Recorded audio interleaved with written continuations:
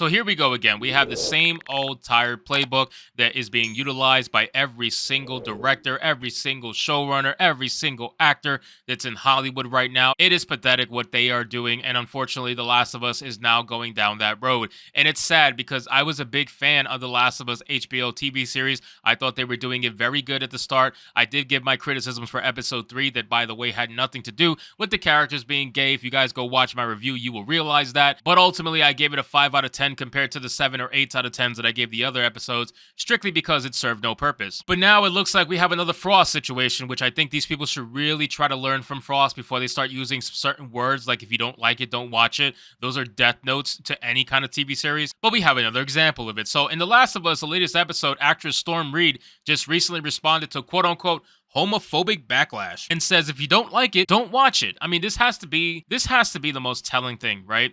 This stuff right here, homophobic backlash, this is stuff that is constantly talked about all the time because they want to simplify the argument that people have against their TV show. If they know they're getting valid criticisms, they're going to use their gay characters, they're going to use their black characters, or if there's a combination of the two, they're going to use those characters to shield themselves from any sort of criticism that has to do with the TV show. Because at the end of the day, these people cannot take criticism at all. It is no longer a thing. They can't just come out and say, oh, you know what, we messed up. It's not as good as it could have been. We'll do better next time. They can't do that anymore. Now it's Hollywood's always right. And if you don't like it, you're just a homophobic. You're racist. You're all this stuff that is just completely made up and doesn't make any sense.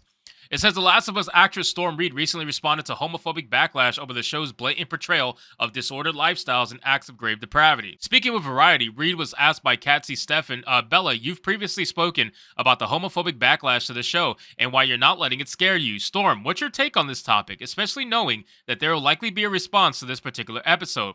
Why would there be a response? Why?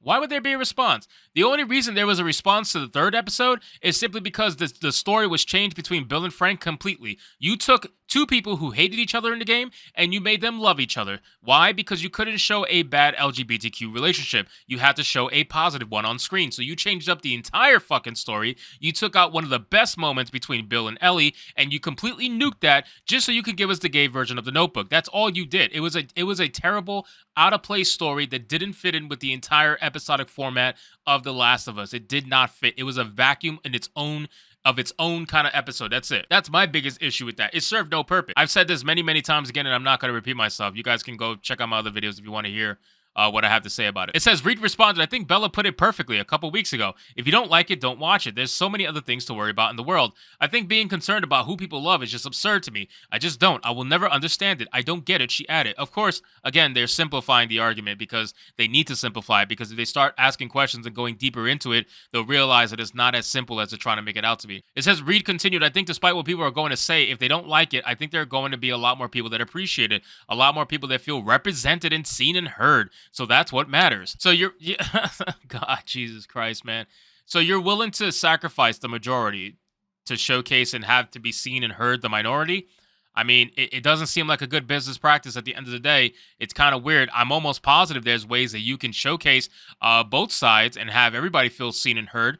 But for some reason, you don't do that. For some reason, the only way you feel like one side can be seen or heard is by insulting the other. It's just kind of strange to me. It says that's where the work comes in, Reid stated, and that's when it's appreciated, and you prioritize looking at those tweets rather than the ones that aren't the best. Ramsey previously told GQ UK, I know people will think what they want to think, but they're going to have to get used to it. If you don't want to watch the show because it has gay storylines, because it has a trans character, that's on you and you're missing out. Well, that's obviously not the case. There's people who can have criticisms of what they saw in episode 3. There's people who can have criticisms of what they saw in episode 7. I haven't seen episode 7 yet, so I'm not going to speak on it. But I saw episode 3. I have plenty of criticisms about that episode, but them being gay has nothing to do with it. Literally zero. And you try to simplify the criticisms simply by saying, oh, you're just homophobic. It's weak, man. Like, you have the weakest argument, and your deflection is hilarious. Your deflection really is sad to see because you know that the criticisms are real. You know what you did. You know exactly exactly what you did with the story, you know what you did with the characters, and you knew the criticism was coming. You do this stuff to get the criticism because at the end of the day, that's what pushes your name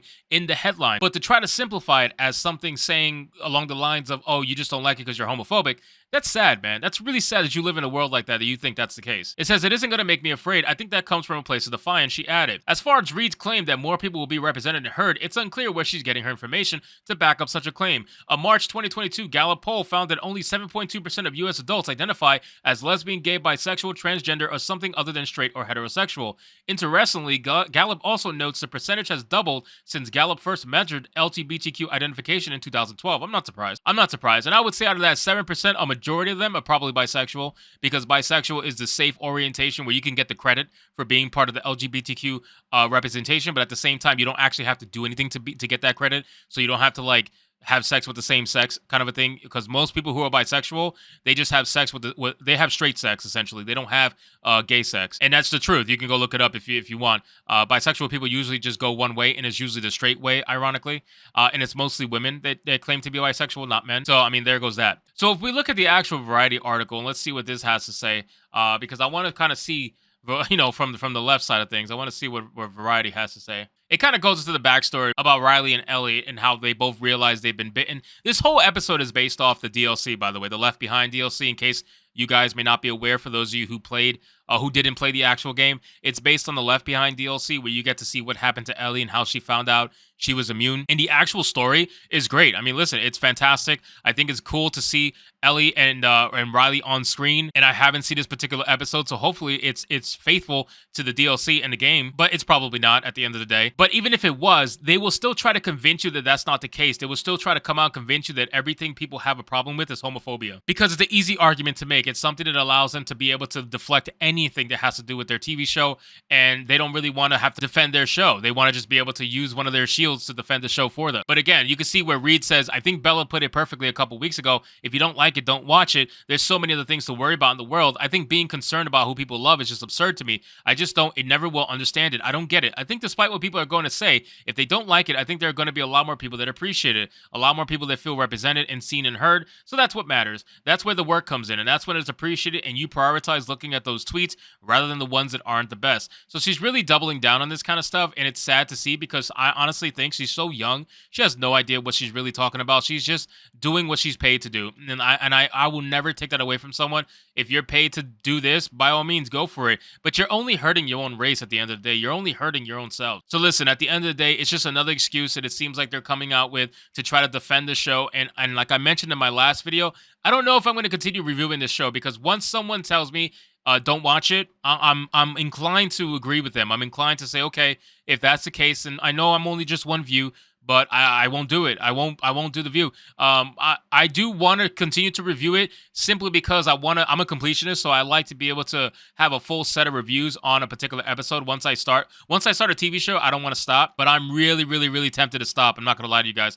And honestly, I really don't give a shit. The Last of Us doesn't get a lot of views in terms of the reviews. So for me, I don't really lose anything by stopping, other than the fact that I won't have a completed portfolio regarding The Last of Us. But you guys can let me know whether or not I should continue or not. Thank you guys so much for watching this video. I hope you did enjoy. And if you did, consider leaving me a subscribe. I would greatly appreciate it. Don't forget to like the video, comment, let me know what you thought. And I'll see you guys on the next one.